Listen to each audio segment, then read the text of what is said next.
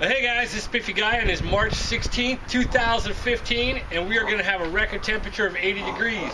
I figured it would be a good time to take you guys out and show you what I got going on with the garden and what I got planned for this year. So that's what we're doing on this episode of Around the Home.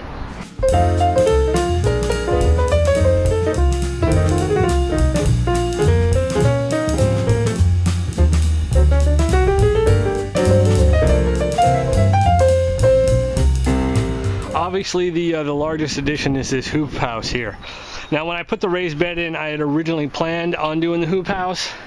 I didn't get to it last fall, so we're doing it this year. And as you can see on the interior, I've got things growing. We've got pak choi, we've got peas popping up here. We've got Swiss chard, and all these are pepper plants. And I started the peppers down in the basement, which I'll show you my little seed starting in a little bit later in the video. But they weren't germinating, and I was a bit concerned about it. So I went ahead and made up three pots of each, so 15 more peppers, and I stuck them out here, and I'm hoping that they're going to germinate.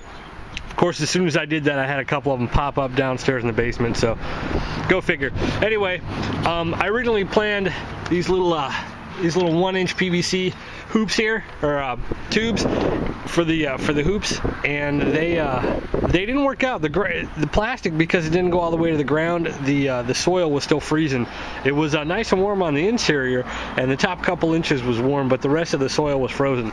So I put in this little thing here. This is just a little 1x2 and another fence picket, and I put this in all the way around, and so I went ahead and modified the hoops so they go all the way to the ground, and then I can just put the bricks around the exterior and hold the plastic in place. Now what I did is I did a hoop up over the top and a hoop up over the bottom, or the backside, and then as you can see, I used a T with a cross piece. This was just some of the PVC that I had, and it kind of worked out. Now the reason I put in this piece is I wanted to modify my rabbit fencing. Last year I just had chicken wire going all the way around, and it was very much a pain.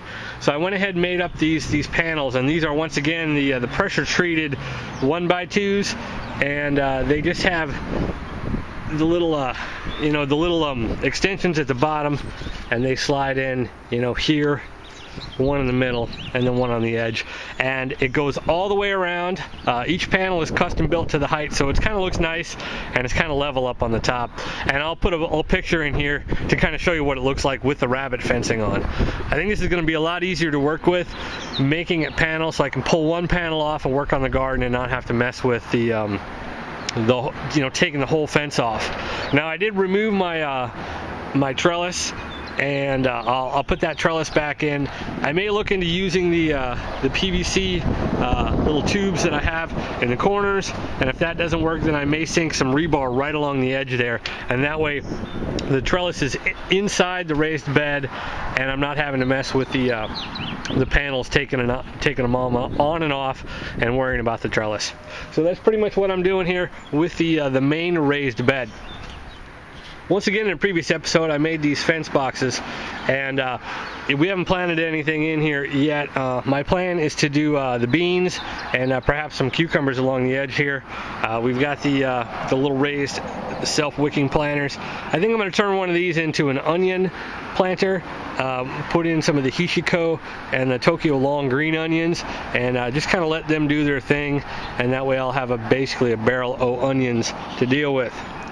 So one of the other things I wanted to do was add a new raised bed. So let me show you what our plans are. That's going to be the next project. In the back there you can see I've got a one planter that I had Jerusalem artichokes in, and I had the patio picker, which both of those are planted out. I put some radishes and a little bit of lettuce and stuff in the patio picker just as sort of an experiment, and then up in the other one I planted some spinach and things like that just to see what comes in. I had some extra seeds when I was planting out the main garden, and I just decided to throw it in and see how it dealt with the frost, which we've been having like 60s and 70-degree weather for like the last week, and we're still going to have the same all next week. So I kind of want to plant things out, but we're still a month away from our last frost date at least.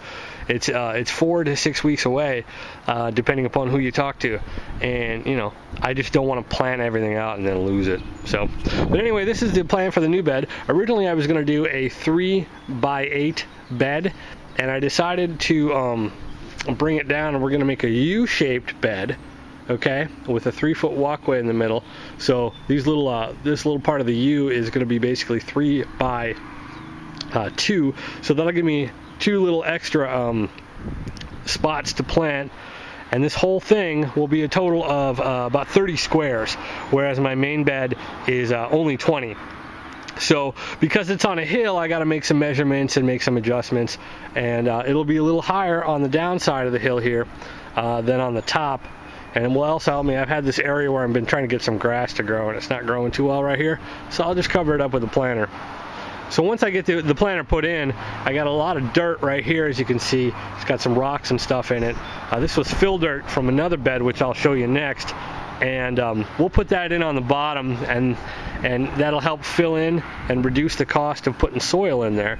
And once I have about 12 inches left, then I'll go up and make my mel's mix with the vermiculite, the compost, and the peat moss, and I'll put that on the top 12 inches of the bed, and that'll be enough soil for my plants to get going. And then over the years, as I add more compost, it'll raise the level of the soil that way. So that's the big plan, and that's going to be the big push this spring, and I'm going to start on that this week, and it might take me a week to get it done. We'll see how much time I got. The garden barrel did really well last year. There's been a lot of questions about this, and I really like it. I'm going to be planting this out with a lot of kale this year. I've got a juicer, and so I want to juice up a lot of kale. So the dwarf Siberian kale that I grew last year did excellent, and it does okay in the pockets. The stalks don't get too big and constricted in the pockets. So I'm going to go ahead and do that as well. I've already started loading up the tube with compost. So once we've definitely passed the last freeze date, I'll order up about 1,000 worms and throw them in there, and they'll start making compost for me. Now right next to it, I'm going to make another garden barrel, and that'll be another episode, and we're going to go ahead and make that one slightly different. We're going to do a combination of a wicking bed and a garden barrel. It's going to be an experiment. We'll see what happens on it. I'm not sure it'll work out, but it'll be something fun to try. It won't have the compost tube in it because it's going to be a wicking barrel, and the design is going to be strictly for strawberries. That's my plan, is to kind of see how it works with that. I know there's been a lot of questions about different things that you can do with it, so we're going to try something different and see how that comes out. So stick around for that one. But I got to build the bed first and get rid of all this dirt before I can build that. So let me show you what I got growing on in the front bed. Alright, so you can see here this front bed is just pretty much nothing. It has these 3 burning bush. They're the bushes where the leaves turn red in the fall. They're real pretty, and they provide a nice bit of security for the windows here in the house. But I wanted to do something with this bed on the ground. So what I did is I went ahead and put in this little plastic divider to kind of give it some separation from the yard. And I'm going to plant it out with some lemon balm in here, and then some mint down here on this side, and then on this tail end I may put in some sunflowers and maybe some cilantro and stuff like that, just for something to do. Mint is and lemon balm for an example as well, is one of those things that has a tendency to get away. It grows very well, and it can leap out of your bed, and so I decided to put it out here. That way it's not in my main garden, and I don't have to worry about it running rampant. And if it gets out into the yard, well, when I mow, it's going to smell like mint. So I'm not really too concerned about that. So I scraped out all that fill dirt and the rocks and stuff that you saw in the back, and I put in a bunch of bags of topsoil in here, and I'll spread some compost when I get some more, and we'll just plant that out and just let it do its thing. We're not really too concerned about it. We just wanted to put some ground covering in and keep the soil from eroding, and I wanted to make it edible. That's the point. Use all the space that you have. I apologize for the noise. I live next to a really busy street, as many of you have commented, and well, you know, we all live where we live. Okay, you can see the seedlings here. I got lots of tomatoes in the back. We got 4 types of tomatoes this year, and this is some basil and some oregano. And the peppers didn't germinate, as I mentioned, outside, and they're starting to. You can see there's one right there. There's one in the back. These are the tomatoes. I had them in the 4-inch pots, and the 4-inch pots seem to do better than these little peat bags. The tomatoes here, they've all sprouted, but they definitely sprouted a lot later than these. I'm not sure why. And then these are onions. I had some onion seeds left, and I just tossed those together. I got a little bit of green stuff there. I'm not sure what that's about. Hopefully that won't cause too much of a problem. And then there is, this is rosemary. I never had much luck with rosemary. I got one coming in there. But that's pretty much about it for the indoor seeds. Being so hot out, I started planting everything out in the hoop house. So, you know, they'll come in a little bit better. All right, lastly, there's been a couple questions about the trash can composter. It is still going strong. I'm using it right now to contain the leaves from the fall. And I'll use this as my, the leaves as my carbon source once I get rolling here. And as you can see, they're breaking up real nice, and they're getting nice and small. And then once the rest of the spring comes, I can toss the leaves that are in these bags. As you can see, the bag broke out in the bottom, so I got a big pile of leaves, and then they'll go in the composter. So this one right here is pretty much done, and I'm going to use that as fill once I make up the mouse mix for the new bed, and then I'll move some of the leaves into there, and we'll start basically starting over, you know, recharge and make a new compost. This particular one right here, I went in ahead and had to add an extra hinge to it. This one's pretty much full, and it's composting along very well. I like this setup. This works really good.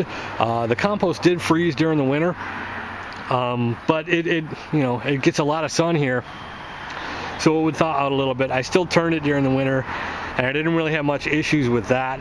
I just made sure to leave the door facing up, so if the compost did freeze, it didn't block the door. Would I do the trash can composter again? Probably not, because I would do this.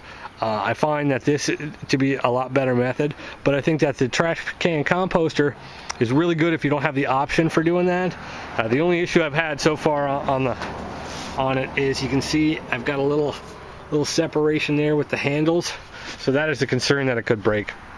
But other than that, it's working out well, and we haven't had any organic material, you know, like onion cuttings and that sort of thing, celery and stuff like that, go into the trash.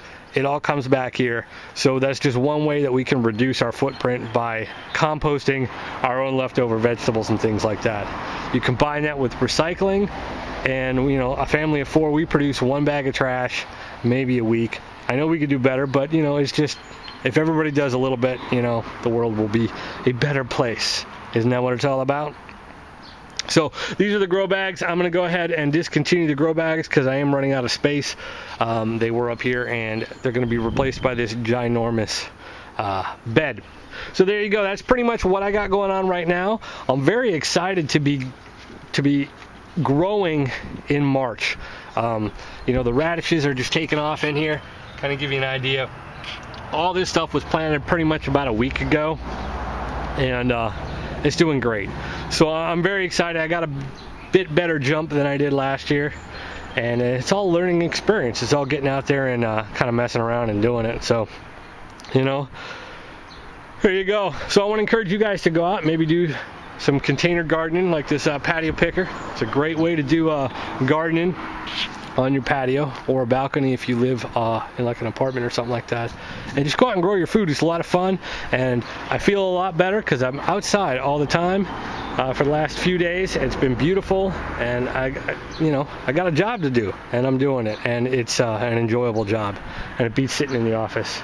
So anyway, just remember that life's an adventure, whether you're out there hiking or whether you're out there growing some greens. So get on out there and do it. And until the next one, I'll catch you later.